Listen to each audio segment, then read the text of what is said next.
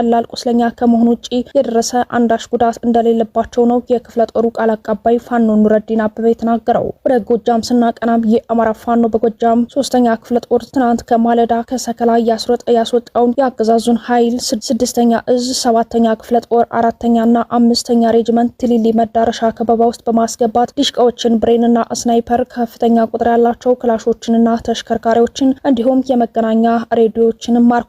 በተጨማሪም የፖለቲካና ወታደራዊ አመራሮችን ጨምሮ በመቶዎች የሚቆጠር የአገዛዙ ኃይል ተማርኳል። እየተካሄደ ያለው ዘመቻ በየቀኑ አዳዲስ አስደናቂ ድሎች እያስመዘገበ በፍጥነት እየገሰገሰ ሲሆን በአገዛዙ ሰፈር ሽብርና ጭንቀት ተፈጥሮ እርስ በርስ እስከ መመታታት አድርሷቸዋል። በንጹሃን ደም ግፍ የተሰራው የብልጽግና ስብስብ ወንበር ጠባቂ ኃይሉ እጅ ከመስጠት የተሻለ አማራጭ የለውም ይላሉ። ከአገዛዙ የተማረኩ ቁሳቁሶች በቁጥርም 2 ዲሽቃ፣ 7 ብሬን፣ 4 ስናይፐር፣ 800 የዲሽቃ ጥይት፣ 7400 የብሬን፣ 15000 የክላሽ ጥይት፣ 5 መኪና፣ 115 ምርኮኛ። በፋኖ በኩል ዘንገና ብርጌድ፣ ጊዮን ብርጌድ፣ ቀኛዝማች ስሜነ ደስታ ብርጌድ፣ ኤፍሬም አጥናፉ ብርጌድ እና 3ኛ ክፍለ ጦር አረንዛው ዳሞት ብርጌድ ቢተው ሻለቃም ተሳትፎበታል። ይህ በእንዲህ እንዳለ በአማራ ፋኖ በወሎ ተጋድሎ አሁንም የቀጠለ ሲሆን ከአምቡላንስ ውጪ የተሽከርካሪ እንቅስቃሴ ለአንድ ሳምንት አካባቢ በመገደብ የአገዛዙን ሁለንተናዊ እንቅስቃሴ በመክታት ስንቅና ንብረትም ይሁን የሰው ኃይል ከቦታ ቦታ እንዳያንቀሳቀስ በማድረግ የአገዛዙ ተሽከርካሪዎች በብቸኝነት የሚገኙበት ሁኔታ በመፍጠር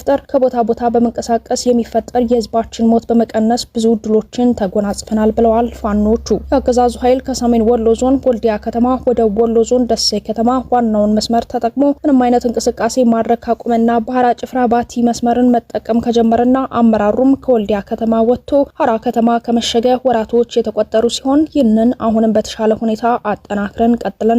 መስመሩ ዛሬም ድረስ በፋኖ ቁጥጥር ስር መሆኑ የሚታወቅ ነው። ኪራና ከተማና አካባቢም በፋኖ ቁጥጥር ስር መሆኑ የሚታወቅ ነው። አማራ ሳይንት መቅደላ ክፍለ ጦርና ንጉስ ሚካኤል ክፍለ ጦር የኦነግ ብልጽግናን ሰራዊትን እያጸዱ እየማረኩ እየታጠቁ በድል የታጀበ ጉዟቸው ዛሬም ተጠናክሮ ቀጥለዋል። በደላንታ ፀሐይ መውጫና ዳውንታ አካባቢ የሚንቀሳቀሱ የአማራ ፋኖ በወሎ አደረጃጀቶችም ቀጠናውን እስከ መቆጣጠር የደረሰ ተጋድሎ በማድረግ ብዙ ድሎች ተጎናጽፈዋል። ላስታ ብርጋዴር ጄኔራል አሳምነው ጽጌ ኮር ባለፈው አንድ ሳምንት ጊዜ ውስጥ ከላሊበላ ከተማ የተነሳውንና በጎንደር እብናት በኩል የመጣውን የአብይ አህመድ ዙፋን ጠባቂ ሰራዊት ሁሉንም ወደ መጣበት ሸኝተው በንብረትና በሰው ኃይል ብዙ ኪሳራ በማድረስ ድል አድርገውታል። ላስታ አሳምነው ኮር ውስጥ የሚገኙ 7 ክፍለ ጦሮች ታላቅ ተጋድሎ እያደረጉ ያሉ ሲሆን ወደ ቀጠናው የገባው የአገዛዙ ኃይል ሙሉ በሙሉ የማጽዳቱ ስራ ተጠናክሮ ይቀጥላልም ብለዋል። በዚህ ቀጠና የጥራሪ ጀግኖችም ሙጃ ከተማ በመግባት በርካታ ሰራዊትን እስከ ወዲያኛው በመሻምኘት ብዙ ጦር መሳሪያዎች ማርከው ታጥቀዋል። በራያና በየጁ በኩል የሚገኘው ሁሉም የአማራ ፋኖ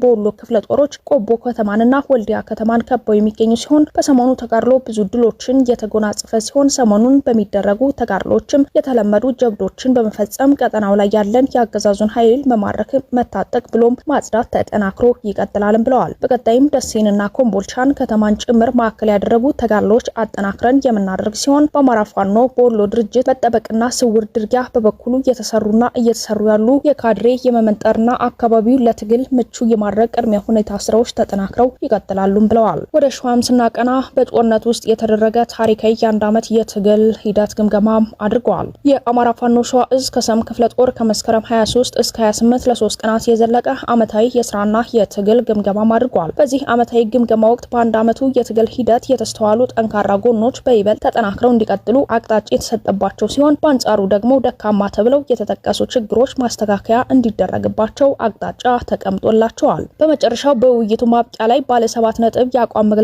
በማውጣት ስብሰባው ተጠናቋል። አንደኛ፣ የአገዛዙ ኃይል በህዝባችን ላይ ግፍ እየፈጸመ እንዳይቀጥል ጠንክረን ታግለን አካባቢያችን ነጻ እናወጣለን። ሁለተኛ፣ ወቅቱ የአዝመራ መሰብሰቢያ እንደመሆኑ በዚህ ወቅት ሰራዊቱ ለ40 ቀን የሚቆይ የጭፍጨፋ ዘመቻ ማዘዙ ይታወቃል። ስለዚህ አርሶ አደሯችን አዝመራውን እንዲሰበስብ ከአገዛዙ የሚቃጣውን የጥፋትና የውድመት በትሩን በመመከት ለራሱ የብልጽግና ተላላኪ ሰራዊት እናስጎነጨዋለን። የታጋይና የአደረጃጀት የውስጥ ችግር ወይም አለመግባባቶች በሰላም በልዩነቶች ላይ በመነጋገር ችግሮችን በመፍታት በተባበረ ክንድ አገዛዙን ለማጽዳት በጋራ እንቆማለን። ስንቅ ከህዝባችን ትጥቅ ካገዛዙ በሚል መሪ ቃል ከህዝባችን የሚገኙ ድጋፎችን ለተገቢው ትግል ዓላማ በመዋል ትግሉን ማፋጠንና ህዝባችን ከተጫነበት የመከራ ቀንበር በፍጥነት ለማላቀቅ እንሰራለን።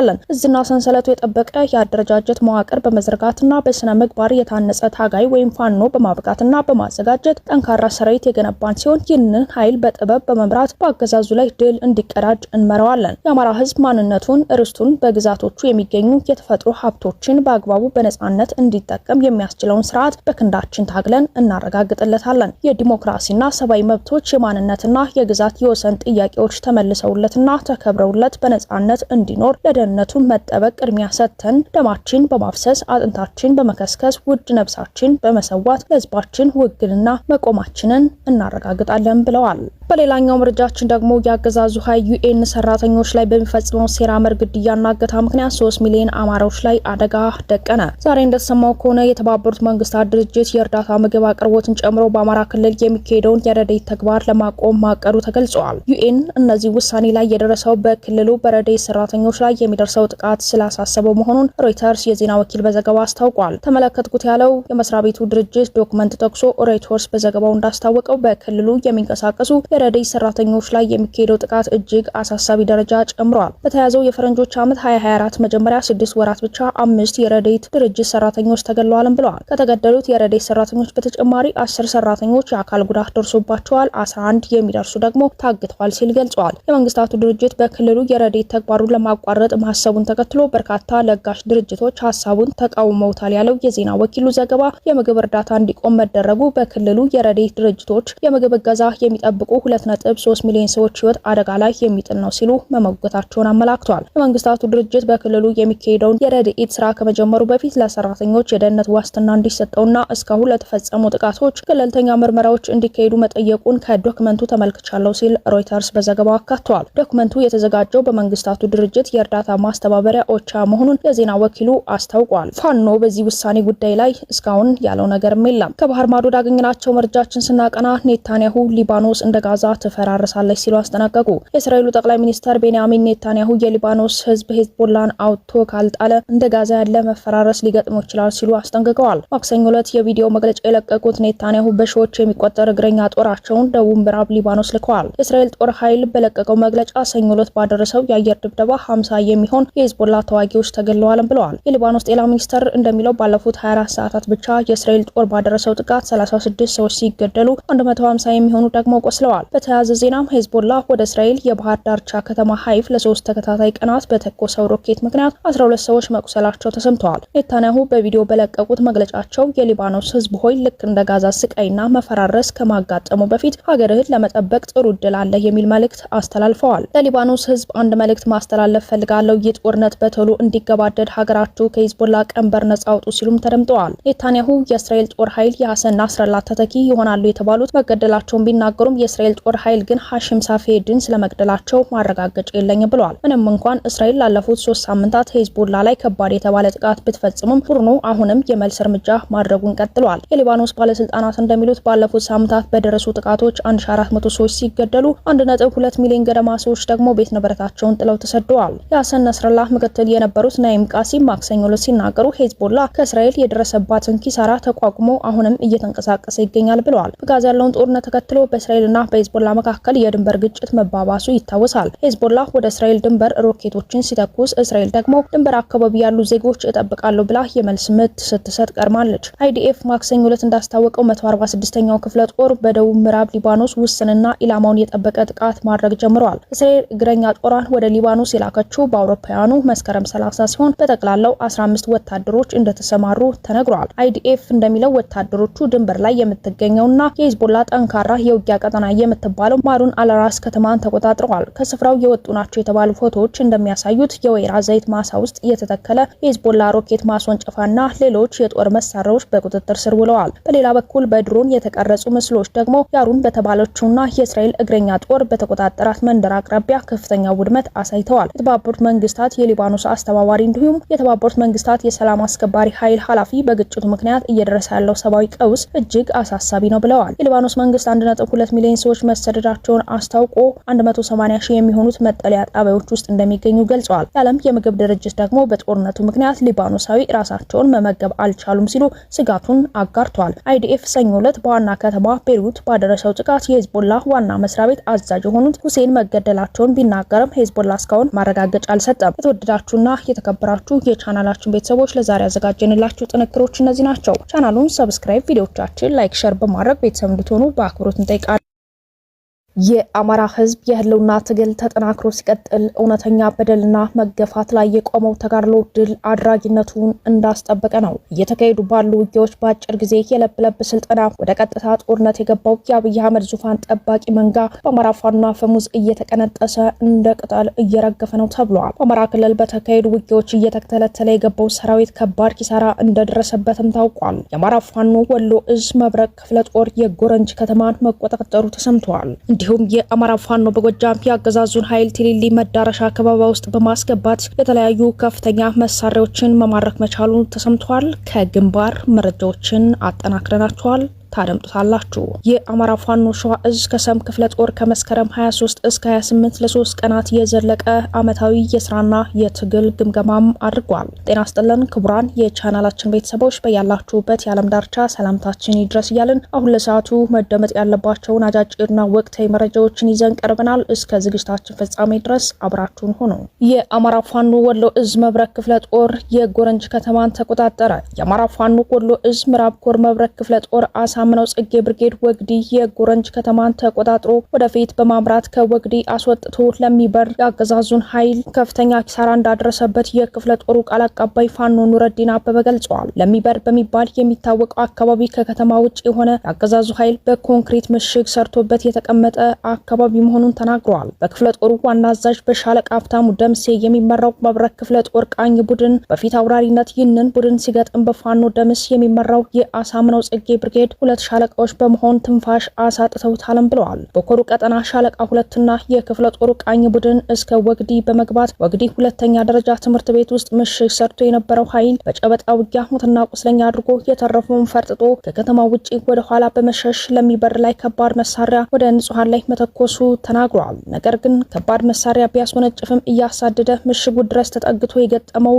የፋኖን ምትግል ሊቋቋመው አልቻለም ብለዋል። በዚህ ሁሉ ጦርነት ውስጥ ከፋኖ 2 አባላቱ ብቻ ቀላል ቁስለኛ ከመሆኑ ውጪ የደረሰ አንዳች ጉዳት እንደሌለባቸው ነው የክፍለ ጦሩ ቃል አቀባይ ፋኖ ኑረዲን አበበ የተናገረው። ወደ ጎጃም ስናቀናም የአማራ ፋኖ በጎጃም 3ኛ ክፍለ ጦር ትናንት ከማለዳ ከሰከላ ያስወጣውን የአገዛዙን ኃይል 6ኛ እዝ 7ኛ ክፍለ ጦር 4ኛና 5ኛ ሬጅመንት ቲሊሊ መዳረሻ ከበባ ውስጥ በማስገባት ዲሽቃዎችን፣ ብሬንና ስናይፐር፣ ከፍተኛ ቁጥር ያላቸው ክላሾችንና ተሽከርካሪዎችን እንዲሁም የመገናኛ ሬዲዮዎችን ማርኳል።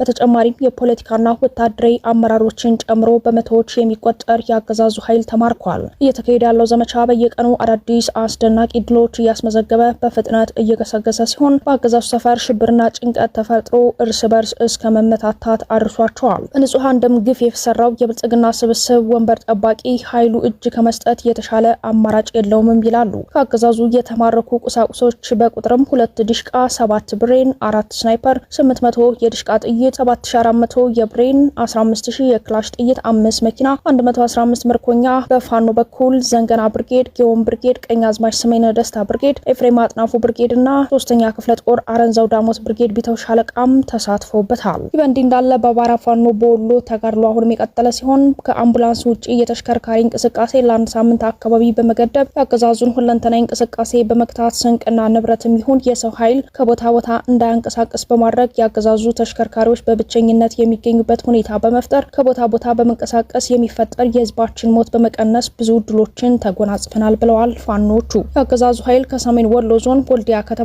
ወደ ወሎ ዞን ደሴ ከተማ ዋናውን መስመር ተጠቅሞ ምንም አይነት እንቅስቃሴ ማድረግ ካቆመና ባህራ ጭፍራ ባቲ መስመርን መጠቀም ከጀመረና አመራሩም ከወልዲያ ከተማ ወጥቶ ሀራ ከተማ ከመሸገ ወራቶች የተቆጠሩ ሲሆን ይህንን አሁንም በተሻለ ሁኔታ አጠናክረን ቀጥለናል። መስመሩ ዛሬም ድረስ በፋኖ ቁጥጥር ስር መሆኑ የሚታወቅ ነው። ኪራና ከተማና አካባቢም በፋኖ ቁጥጥር ስር መሆኑ የሚታወቅ ነው። አማራ ሳይንት መቅደላ ክፍለ ጦርና ንጉስ ሚካኤል ክፍለ ጦር የኦነግ ብልጽግናን ሰራዊትን እያጸዱ እየማረኩ እየታጠቁ በድል የታጀበ ጉዟቸው ዛሬም ተጠናክሮ ቀጥለዋል። በደላንታ ፀሐይ መውጫና ዳውንት አካባቢ የሚንቀሳቀሱ የአማራ ፋኖ በወሎ አደረጃጀቶችም ቀጠናውን እስከ መቆጣጠር የደረሰ ተጋድሎ በማድረግ ብዙ ድሎች ተጎናጽፈዋል። ላስታ ብርጋዴር ጄኔራል አሳምነው ጽጌ ኮር ባለፈው አንድ ሳምንት ጊዜ ውስጥ ከላሊበላ ከተማ የተነሳውንና በጎንደር እብናት በኩል የመጣውን የአብይ አህመድ ዙፋን ጠባቂ ጠባቂ ሰራዊት ሁሉንም ወደ መጣበት ሸኝተው በንብረትና በሰው ኃይል ብዙ ኪሳራ በማድረስ ድል አድርገውታል። ላስታ ሳምነው ኮር ውስጥ የሚገኙ 7 ክፍለ ጦሮች ታላቅ ተጋድሎ እያደረጉ ያሉ ሲሆን ወደ ቀጠናው የገባው የአገዛዙ ኃይል ሙሉ በሙሉ የማጽዳቱ ስራ ተጠናክሮ ይቀጥላል ብለዋል። በዚህ ቀጠና የጥራሪ ጀግኖችም ሙጃ ከተማ በመግባት በርካታ